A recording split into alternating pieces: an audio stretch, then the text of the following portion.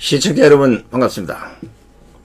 9월 9일 목요일 선상TV의 문재인 연금 관련한 단신 뉴스를 전해드립니다. 문재인이 내년 5월 퇴임 후에 매월 1390만원의 연금을 받을 것으로 보인다는 소식 아마 들었을 겁니다. 더욱이 내년 5월 이후부터 연금을 받는 전직 대통령은 문재인이 유일하다는 것인데 제가 우리 시청자분들께 한번 물어보겠습니다. 저는 지금까지 문재인을 대통령으로 불러본 적도 없고 인정한 적도 없습니다. 제가 헌법소단 정책고문으로서 지금까지 17차례에 걸쳐서 문재인의 이 불법 탄핵으로 인한 정권 강탈, 우리는 문재인을 대통령이 인정할 수 없다는 행정소송을 지금 4년째 벌려오고 있습니다. 그래서 저는 누구보다도 문재인을 위해서 우리 국민들의 세금이 1원이라도 쓰이는 걸 가장 가슴 아프게 생각하는 사람 중에 한 사람입니다. 물론 많은 분들이 저와 비슷한 생각을 갖고 있을 수도 있겠습니다만은 이것은 조금 객관적으로 본인의 의사를 한번 표현해 주시기 바랍니다. 그래서 제가 우리 시청자분들께 한번 물어보겠습니다.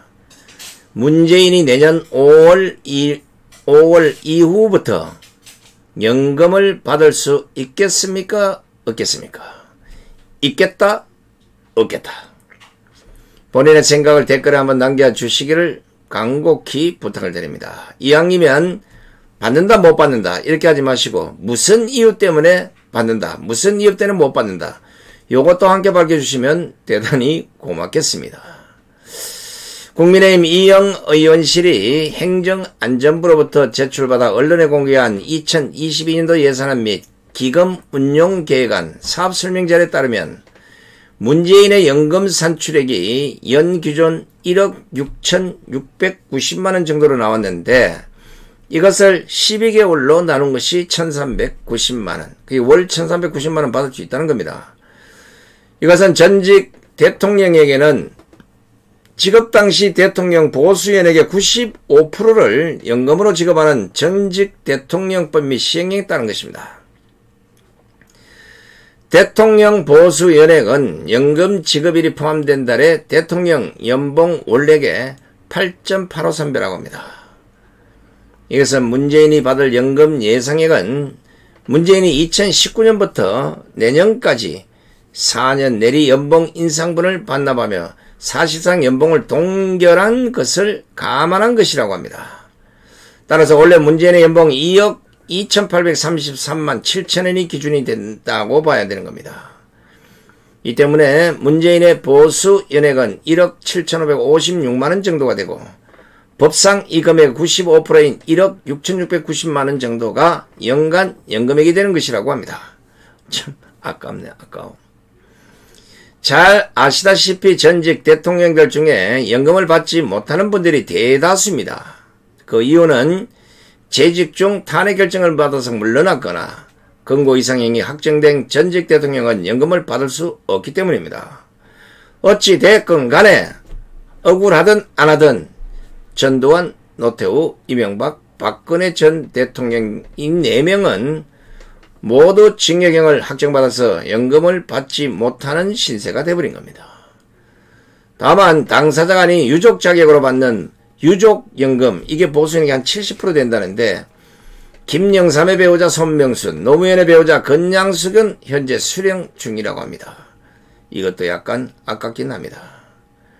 그리고 김대중의 경우 이희호가 지난 2019년 사망해서 유자녀가 지급 대상이 될 수는 있습니다.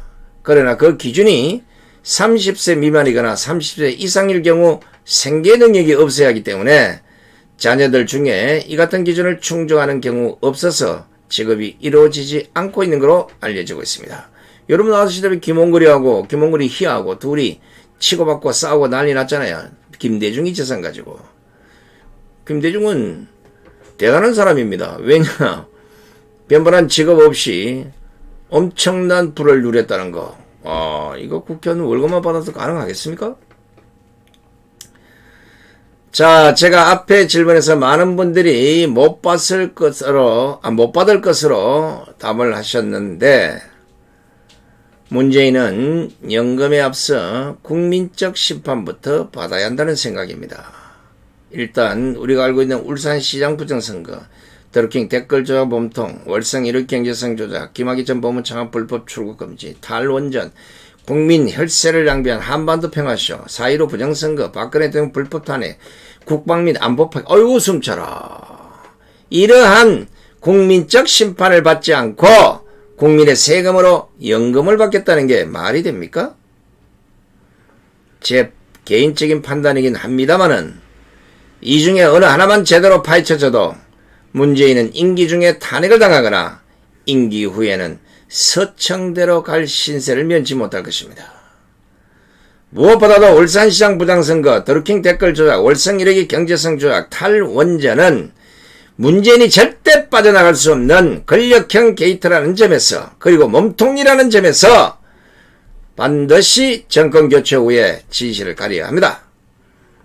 국민 여러분, 정권교체는 여야의 교체일 수도 있겠지만 나라를 이토록 망가뜨려 놓은 이 위정자들에 대한 심판일 수도 있습니다. 절대 용서해서는 안 되는 겁니다. 지난 70년 동안 우리 선조들이 이렇게 잘 사는 나라를 만들어 놓았건만 문재인 정권 4년 만에 나라는 완전히 개참을 만들었습니다. 이게 용서될 일입니까? 박근혜 대통령에는 없는 제도 뒤집어 씌워서 지금 20몇 년을 감옥에 살도록 만들어 놓고 4년 6개월 넘게 지금 감옥에 가둬놨습니다. 어제 안민석이 최순실과의 소송에서 패배했다는 소식, 그리고 태블릿 PC의 진실과 관련해서 가짜뉴스를 써제꼈던 언론들이 드디어 정정보도를 하고 있다는 사실, 이제 곧 박근혜 대통령 불법 탄핵은 만천하에 알려질 것입니다.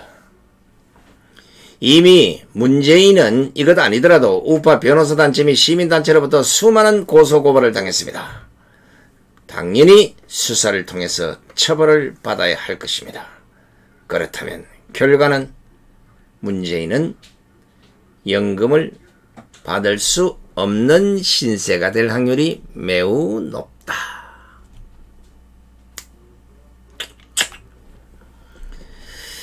끝까지 함께 해주신 시청자 여러분 대단히 고맙습니다. 안녕히 계십시오.